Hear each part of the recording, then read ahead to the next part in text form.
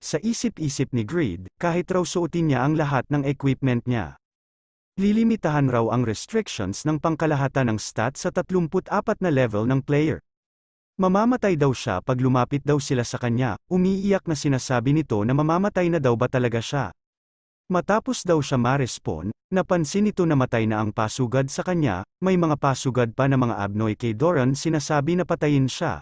Hindi naman ito inatrasan ni Doran ang mga pasugad at mabilis lang nito tinatapos ang mga sumusugod.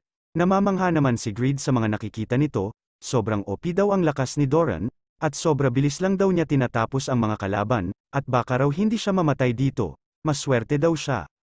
O baka hindi daw, kasi napansin niya na may pasugad sa kanya sa likod. Sinasabi ni Doran, hindi mo ba alam ang ganitong labanan? Katulad nito ay mahuhuli tayo, wala raw idea si Greed. Tinulak ni Doran si Greed at pinapaalis na ito, at alam niya na raw na gusto niya na tapusin ito. Imbes na mag-aksaya ng oras sa maliit na bagay, nahulog si Greed at nagsisigaw. Mamamatay na daw siya, gumamit si Doran ng kanyang kakayahan para palutangin si Greed. Galit at minamaliit naman ni Greed ang ginawa ni Doran sa kanya at sinasabi ni Greed. Naniniwala ka talaga sa masama mong paniniwala, sa salita ng mga ibang tao. Kabaliktaran naman ang mga sinasabi ni Doran kay Greed. Isa itong spell na para maiwasan ang pagkahulog at para maiwasan ang damage. Napaka-humble mo naman, sa simple spell ko, nagpapasalamat naman si Greed kahit papaano ay buhay pa din raw siya. Sinasabi ni Doran na kailangan mo na ilabas ang mga naka-reserve mong lakas. Ito na raw ang panahon na raw para iligtas ang young lady. Naghahanda na ang mga abnoy para umatake at kailangan na daw ialay ang mga kaluluwa nila sa underworld. Sinasabi ni Greed na naghahanda na sila para sa incantation. Sumagot naman si Doran, isa itong dark magic, problema ito kung iiwan nating sila. Nakakasigurado ba kayo? Hahayaan ko matapos nyo ang spell na ginagawa nyo. Sumisigaw na sinasabi ng abnoy na pinatay niya ang mga caster. Sila ay anak ni Yatan, maglaan kayo ng ilang oras para patayin sila, kahit sa anong paraan, sa isip-isip ni Greed, kahit nasa 150 na level ang temple na ito, kaya niya i-handle ang lugar na ito kahit siya lang mag-isa. Si Doran ay kamangha-mangha, kung ito ay magpapatuloy matatapos ko ang S-rank quest na ito kahit wala akong ginagawa. Salamat sa NPC na ito, isa lang ang dapat kong gawin. Ito ay cheer siya, nagsimula ng i-cheer ni Greed si Doran, sige Doran. Ikaw ang aking liwanag sa dilim, ikaw ang aking pag-asa. Natapos na ng mga abnoy ang spell nila at sinasabi ng abnoy. Nadurugin ang kaluluwa nila at kapangyarihan nila. At gawin manika ang kaluluwa nila, hindi naman naiwasan ni Doran ang pag-atake nila at nagsisigaw ito sa sakit. Napatahimik naman ang abnoy na Greed na ito, parang gusto pa bumaliktad. Gusto pa ata maging servant ng Yatan Church, tumetawa na sinasabi ng abnoy, ito ang mangyayari sa inyo mga tanga. Isa lang kayong langaw na naliligaw. Sinasabi ni Doran, siya raw ang shadow ng Stein, ako ang shadow blades na magproprotekta sa family. Lahat raw ay gagawin niya hanggang sa huli. Nagulat naman si Greed, nasira niya ang dark magic, NPC ba talaga siya? Ang isang NPC na sikat, malakas, at mahahalagang karakter sa loob ng laro. Naghahanda naman ang mga abnoy sa isa pang incantation. Sinasabi naman ni Doran huwag niyo gagalawin ang Stein family. Hindi raw kailangan bigyan ng second chance, papalapit na ang atake ni Doran at kaso nag-shield ang mga abnoy, nagulat naman sila Greed at Doran, may dumating na sinasabi, ito raw ang lucky day niya. Natatakot raw ito na baka makuha niya daw ang S-rank quest na ito. May dumating na isang player na sinasabi sa tingin mo ba ang NPC na si Doran, ay makakalaban ko. Nakakaramdam ako ng excitement sa sandaling ito, payagan mo akong kalabanin ka, ako nga pala si Yura. Yura, isang blood witch, isang nagungunang black magic sa buong mundo, at 5th unified rankings, isang manlalaro mula sa South Korea, isang global sensation, na madalas na lumilitaw sa TV screen sa kanyang physical beauty at talented ability. Anong swerte ang sinasabi mo? Sa tingin mo ba may laban sa aking si Doran? Mukhang masaya ito. Kinilala na maging master sa lahat ng Black Magicians, si Yura ay isa sa nag-handle ng standard limits ng kanyang character, sa kanyang kamangha-mangha na kombinasyon at kontrol ng magic. Sa isip-isip naman ni Greed, bakit raw ba siya nandito? Nagsimula ng umatake si Yura, nakaiwas si Doran kaso si Greed ay talsik, tinatanong ni Yura kung siya raw daw ba ang kumuha ng S-rank quest na ito, Ang lugar na ito raw ay perpekto para sa kanya para raw subukan ang kanyang bagong skill na walang kamera sa paligid. Salamat daw kay Greed para sa lahat raw na ito, pinagkamalang pa ni Yura na malakas si Greed. Kala nito siya ay isang 80 na level, dahil suot niya ang armor ni Megel at ginagamit pa nito ang greatsword ni Mamon. Sa isip-isip ni Greed na mali ang level na sinasabi nito. Pero ibang level daw talaga ang mga rankers, huwag raw siya pakakampanti may kasama raw itong NPC. Hindi daw madali ang laban nito kahit rankers pa daw siya. Bago raw magsimula si Yura meron muna daw siyang itatanong. Gusto niya nga raw na may kalaban, para raw maging 230 level na siya. Pinapadapa naman ni Doran si Greed, hindi nating alam kung gaano ito kalakas. Kailangan mo maging mabilis, kailangan mong manalo sa laban. Batid naman ni Yura, tulad raw na inaasahan, yan daw ang mga sinasabi ng mga NPC, pero ayaw daw niya talaga. Hindi naman makagalaw si Doran, sinasabi ni Doran, sa tingin mo ba sa ganitong skill, mapipigilan mo ako, ibabalik ko sa iyo lahat? Batid ni Yura na gumagamit siya ng labis na stamina, kahanga-hanga raw, sinasabi naman ni Doran na meron raw siyang lakas para harapin ang isang bastard na katulad niya. Hindi ko alam kung saan talaga nanggagaling ang mga atake niya. Gusto ni Yura na magpasalamat siya sa kanya, ang malakas mong katawan ay gagawin kong isang maliit na lighter, at uubusin ko ang dugo mo. Nagsisimula na ulit umatake si Yura, sumisigaw na sa sakit si Doran, napapamura si Greed sa mga nakikita nito, batid ni Greed kung mamamatay siya. Sigurado daw na mamamatay lang daw siya kung nakatayo lang siya dito. Sinasabi ni Yura, ito ay isang advanced skill na ginagamit ang 30% ng aking mana. Mukha dito na matatapos ito. Naglalabas si Doran ng kanyang skill. Sinasabi ni Doran, ikaw ba ay nagyayabang black magician? Ipapakita ko sa iyo ang lakas ng kapangyarihan na nagprotekta sa pamilya sa loob ng 100 taon. Ang mesmerize skill, isang kakayahan na nagbibigay sa user ng walang limitasyong depensa laban sa mga pag-atake ng kalaban sa isang tiyak na tagal ng panahon. Hindi naman makapaniwala si Yura, at nagtatanong ito kung paano mo nagagamit ang level 220 mesmerize skill. Nagtatanong naman si Greed, kung anong araw ba ang nangyayari. At tinatanong nito kung ayos lang si Doran, nagpapasalamat naman si Doran sa kanyang singsing. Ang mga kakayahan nito ay may espesyal, ang protection nito ay perfect. Naprotektahan niya ako sa mga sumpa at napapabilis nito ang aking recovery. Umandar na naman ang pagkagahama ni Greed, gusto nito kuhanin ang singsing ni Doran.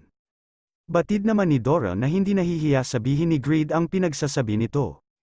Hindi sapat ang lakas nito, kaya kailangan na raw nilang bilisan. Panahon na raw para itulak siya. Nagbato si Doran ng dagger kaso madali lang naman ito na block. Hindi inaakala ni Yura na mas matigas siya sa inaasahan niya. Kahit gamitin niya raw ang last fort niya, kinakailangan niya daw masigurado ang pagiging highest rank ang mage niya. Sa isip-isip ni Greed, ang tanging variable na hindi ko napansin sa warrior na ito. Ngunit gaano kadelikado ang mababang level na user na high-leveled arena katulad nito. Nag-respawn na sila, Sir Doran. Lumitaw na naman yung mga abnoy na mage, naiinis si Yura na lumitaw ang mga NPC na mage kahit kakampi niya ito. Ayaw niya raw na matapos ang quest na ito na may tumutulong daw sa kanya. Ngayon na lang daw ang pagkakataon nito, kaysa matakot na labanan ka. Ipakita mo sa aking ang lakas mo, dito ka na matatapos Doran. Ipapakita ko na sa iyo ang aking ultimate skill, ibubuhos ko na dito lahat ng mana ko. Magpakawala na ito ng kanyang spell na Dark Storm, papalapit na ang pinakawalang Dark Storm spell. Kahit madamay na ang kanyang mga kakampi tinuloy niya ito, batid ni Doran na dito na matatapos ito, malakas na pagsabog, na sobrahan daw niya ang paggamit ng kanyang skill sa loob ng temple, at least daw patay na sila. Nawala ang bakas ng pagsabog at kapansin-pansin na buhay pa sila. Hindi naman makapaniwala si Yura na buhay pa kahit pagkatapos ng atake niya. Meron pala ganitong kalakas, sino ba sila? Hindi naman makapaniwala si Greed, meron pa raw siya isang HP. Sigurado daw siya na tinamaan siya ng pagka-atake nito, na-activate ang kanyang passive skill, na life extension kapag mababa ang HP, may invulnerable ka sa lahat ng pag-atake sa loob ng 5 segundo. Hindi maaring gamitin ang mga karagdagang stat point sa kasanayan na ito. Nagulat naman si Greed na may kakayahan siya nito, namumula at sinasabi ni Greed na buhay pa din daw siya. Nagtataka at tinatanong ni Yura ang sarili niya na kala raw niya level 80 plus daw siya. Nakangiti siya, napakalakas niya bakit hindi ko alam na may ganito pala kalakas. Sino ba talaga siya? Sumugod na si Doran, hindi ko ba nasabi sa'yo? Ang magpapanalo sa ating ay laging mabilis ang hakbang. Sinasabi mo ba ito na ba ang final blow? Huwag mo ako minamaliit Doran, gumamit si Yura ng Crystal Shield. Hindi inaasahan ni Doran na meron pa siya natitirang spell. Nakuha na ni Yura ang kanyang limitasyon, dapat raw siya mag-ingat sa bastard na yan, bago pa raw mahuli ang lahat. Nagulat naman ito, bigla itong nawala. Nagtaka ito, hindi raw niya napansin na umalis ito at may lakas pa raw ba siya makagalaw. Ano ang iniisip ng user na yan? Hindi alam ni Yura na namatay na pala si Greed at nakabalik na ito sa real world. Nabawasan na naman ito ng 2 level, may lumabas na notification na namatay ka ng 2 beses sa loob ng 24 na oras. Hindi ka makakapag-login sa susunod na 12 oras, kaya pala ito namatay. Tinapakan pala ito ni Doran sa likod. Galit na sinasabi ni Greed, napatay ako ni Doran, tanga ka Doran. Galit na sinasabi ni Yura, subukan mo magpakita sa akin, sisiguraduhin ko hahanapin kita. Hindi kita makakalimutan. Kinabukasan, isang hindi kilalang user ang pinag-usapan sa komunidad ng Satisfy. Year of the Yatan Temple, batid ni Greed, si Doran na bastos na yan, pilit niya akong binigyan ng quest na ayaw ko, pinatay niya lang ako? Anong malas na NPC bastard na hindi naman tumulong sa user? Kasalanan mo ito lahat Yura, kung hindi dahil sa kanya, may happy ending na ako, mahirap aminin, pero laro ito kung saan lumalamang ang malakas sa mahina, subukan nating kumalma, at tignan ang mga bagay-bagay, pinag-usapan ang mga nangyari sa nagdaan na kaganapan sa Dungeon Raid, sa forum ng mga user, kung saan si Yura daw ay isang basura, at si Yura daw ay hindi maganda at sa totoong buhay daw ay madumi daw ang kanyang ilong. Ano ang maganda kay Yura? May bulok na personalidad siya. Wala ka talaga idea kung ano ang tunay na karakter ni Yura hanggang makita mo siya. Isang ranker na nakialam sa isang quest, Yura, o mandar na naman ang kasakiman ni Greed, ang kapitbahay ko isang dakilang talunan, isa kang loser Yura. Mamatay ka, isa kang evil bastard. Biglang dumating ang kapatid ni Greed at sinasabi nito kung nabaliw na daw ba siya. Nagulat naman si Greed sa biglang pagsulpat ng kapatid niya. Shin Sihi 10th grade, 17 years old ang nakakabatang kapatid ni Shin Youngwoo, hindi mo ba kayang maglinis ng kwarto mo? Ang baho naman dito, tignan mo ang buhok mo napaka-oily, kailan ka ba huling naligo, at kailan ba daw ito tatanda? Nahihiya naman si Greed sa kapatid nito, at sinasabi na huwag kang maglinis, bakit raw siya maaga? At nagkaroon ng pakialam sa kanya, tinanong naman ang kapatid ni Greed, kumikita ka na ba talaga sa laro na ito? Sumagot naman si Greed. Ito ay isang sikat na laro na may higit 2 bilyon na manlalaro. Kung maglalaro ka ng seryoso, pwede ka maging successful. Binasa naman ni Sihi ang mga nakasulat sa user forum, si Yura ay isang basura na nakialam sa low-level na user sa quest nito, sumagot naman si Greed, kasalanan niya. Wala akong ginawa, hindi naman naniniwala si Sihi sa ginawa ng kanya opa o kuya, na-disappoint raw siya. Sumisigaw naman si Greed, wala nga daw siyang ginawa. Napapamura na lang ito si Youngwoo sa ginawa ni Yura. Sinisira daw ni Yura ang kanyang buhay. Sa apartment ni Youngwoo, nasa trabaho raw ang kanyang mga magulang at si Sihi ay nasa school. Sa wakas ay makakapanood na rin ako ng Satisfy-related channel in peace. Eto si Lee Kyungmin mula sa Satisfy Global News. Nandito ako sa sinang site ng ating breaking news ngayon, sa isip-isip ni Greed. Bawat channel ay may kilala sa laro, sikat talaga. Kung sikat lang ako pwede din akong umupo sa bundok ng pera, ang tanging magagawa ko ngayon ay mangarap, kasalukuyang nakatayo ako sa harap ng Yatan Temple na matatagpuan sa hilagang bahagi ng Eternal Kingdom. Kagabi, nag-collapse ang templo kung makikita mo dito. Napaluwa ng kinakain si Greed sa narinig nito na balita, ano raw ang maaring sanhi ng ganitong pinsala, ang ating investigasyon ay undiscovered ang pangalan ng isang tao. Gulat na gulat si Greed. Ang taong responsibilidad ay walang iba kundi si Yura, isang black magician na kasalukuyang hawak ang 5th place sa unified ranking.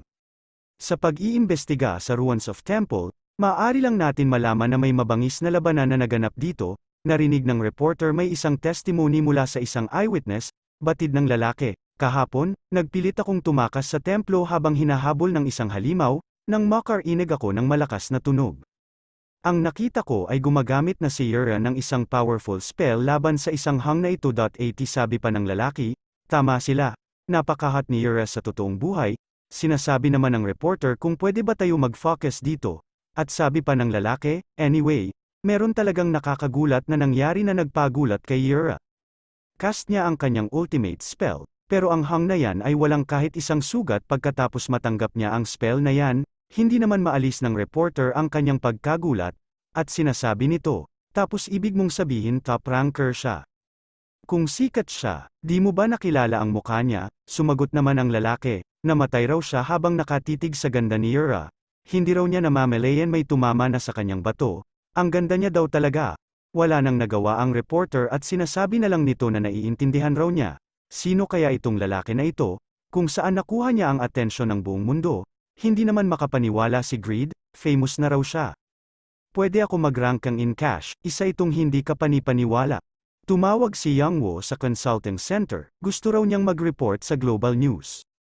Siya raw ang lalaki na mula sa Yatan Temple News, tinanong naman siya kung ano ang kanyang nickname, sinagot naman niya agad siya daw si Greed. Sabihin niya raw ang kanyang level, sumagot agad, level 3, binabaan lang siya ng telepono, bumagsak ang mundo ni Greed, at sinasabi pa nito kung hindi lang dahil kay Yura. Sa huling ibabahagi namin ang huling footage na ito mula sa templo, at umaasa kami na maraming tao ang magbibigay sa amin ng karagdagang impormasyon.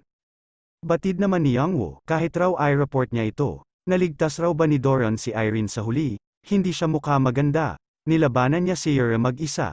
Si Doran ay namatay din pagkatapos, mabuting tao kahit NPC lang siya, nagpapasalamat naman si Doran kay Greed sa ginawa nito sa mahirap na pagkakataon.